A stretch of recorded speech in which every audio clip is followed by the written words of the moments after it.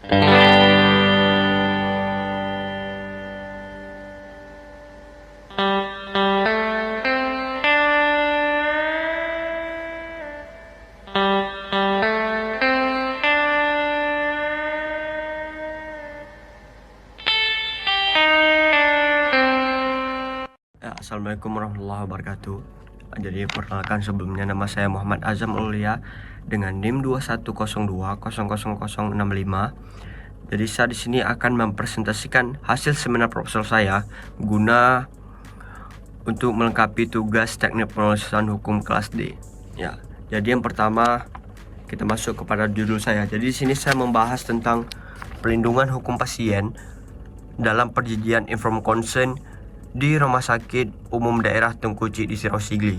Kemudian kita masuk ke latar belakangnya. Ya, perkembangan ilmu pengetahuan dan teknologi di bidang kesehatan telah meningkatkan kualitas pelayanan medis itu sendiri. Namun, hal ini juga memunculkan berbagai isu persoalan hukum yang perlu mendapatkan perhatian lebih. Salah satu isu utama yaitu terkait informed consent, yaitu persetujuan yang diberikan oleh pasien setelah mendapatkan penjelasan yang lengkap mengenai tindakan medisnya. Informed consent itu mencerminkan penghormatan terhadap hak-hak si pasien tersebut, khususnya hak untuk menentukan keputusan atas tubuhnya sendiri. Sayangnya, dalam praktiknya, informed consent itu sering diabaikan. Banyak kasus di mana pasien tidak mendapatkan informasi yang cukup mengenai prosedur medis yang akan dijalani, risiko yang mungkin terjadi, maupun alternatif tindakan yang tersedia. Ya.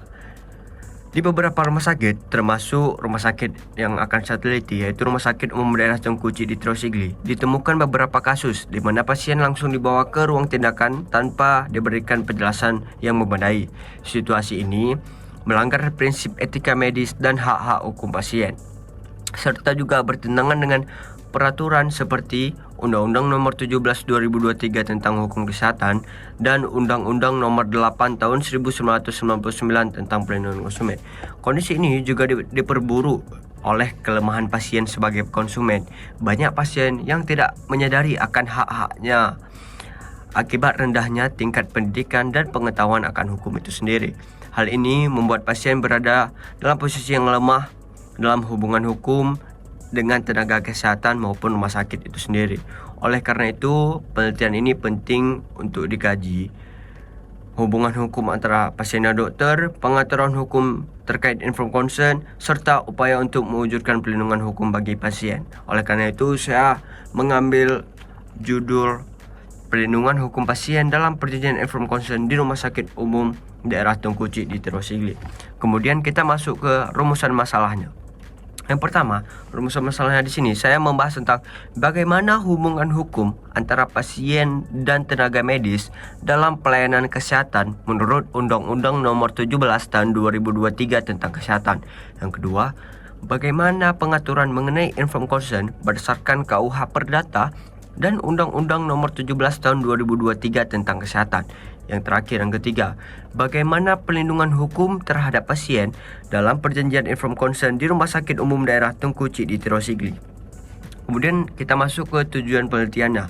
Yang pertama, yaitu untuk mengetahui dan menganalisis bagaimana hubungan hukum antara pasien dan dokter dalam pelayanan kesehatan menurut Undang-Undang Nomor 17 Tahun 2023 tentang Kesehatan.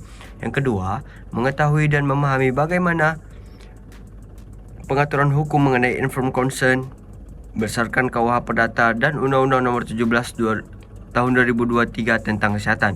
Yang terakhir, yaitu untuk mengelasi dan mengetahui bagaimana perlindungan hukum terhadap pasien dalam perjanjian informed consent di Rumah Sakit Umum Daerah Tengku Uci di Sirosligli. Kemudian kita masuk kepada manfaat penelitian. Yang pertama, manfaat teoritis. Penelitian ini diharapkan memberikan kontribusi terhadap pengembangan ilmu hukum, terutama dalam aspek pelindungan hukum pasien. Yang kedua, menambahkan referensi tentang pengetahuan hukum informed consent sesuai peraturan yang berlaku. Yang ketiga, menjadi dasar bagi penelitian lebih lanjut terkait pelindungan hukum pasien dalam pelayanan kesehatan. Yang kedua, praktis. Yang pertama, memberikan pemahaman kepada masyarakat mengenai hak-hak pasiennya itu sendiri dalam pelayanan kesehatan, sehingga pasien dapat lebih sadar akan haknya dan tidak mudah menjadi korban penyalahgunaan atas haknya itu sendiri. Yang kedua, memberikan panduan bagi tenaga medis, aparat hukum, dan rumah sakit dalam pelaksanaan informed consent yang sesuai dengan peraturan hukum. Yang terakhir, mendorong perbaikan dalam pelaksanaan prosedur pelayanan kesehatan, khususnya di rumah sakit yang saya teliti, yaitu Rumah Sakit Umum Daerah Tengku Cik Ditro Sigli, untuk meningkatkan kualitas dan perlindungan hukum pasiennya. Kemudian kita masuk ke metode penelitiannya. Metode penelitian ini menggunakan metode normatif empiris dengan pendekatan deskriptif analisis. Yang pertama kita masuk ke jenis penelitiannya. Ya, yang pertama itu normatif empiris, yaitu mengkaji implementasi hukum yang berlaku dalam peristiwa nyata di masyarakat. Kemudian kita masuk ke pendekatan yang kedua. Pendekatan yang saya gunakan yaitu pendekatan perundang-undangan. Undang-undang yang saya pakai yaitu Undang-Undang Nomor 17 Tahun 2023 tentang Kesehatan, KUH Perdata, dan regulasi lain sebagai dasar analisis penelitian saya. Yang kedua yaitu pendekatan studi kasus, yaitu saya ingin meneliti bagaimana fokus pada pelaksanaan informed consent di Rumah Sakit Daerah Tengku Cik Ditro Sigli. Kemudian kita masuk ke sumber data. Data primer saya yaitu wawancara dengan tenaga medis, direktur maupun dokter, serta pasien di Rumah Sakit Umum Daerah Tengku Cik Ditro Sigli. Kemudian data sekunder saya yaitu peraturan perundang-undangan, buku hukum, jurnal, dan dokumen resmi lainnya. Teknik pengumpulan data saya yaitu studi lapangan dan penelitian kepustakaan. Kemudian masuk ke analisis data. Data dianalisis secara kualitatif untuk memberikan gambaran mendalam tentang pelaksanaan informed consent di rumah sakit. Ya, kesimpulannya ditarik secara deduktif berdasarkan data yang diperoleh. Jadi, saya harap penelitian ini dapat memberikan kontribusi nyata dalam menciptakan hubungan yang adil dan berkeadilan antara pasien dan tenaga medis, serta meningkatkan kualitas pelayanan kesehatan di Indonesia, khususnya di Rumah Sakit Umum Daerah Tengku Cik Ditro Sigli. Sekian hasil presentasi dari seminar profesor saya. Kurang lebih saya mohon maaf. Saya akhiri. Wabillahi taufiq wal hidayah. Assalamualaikum warahmatullahi wabarakatuh.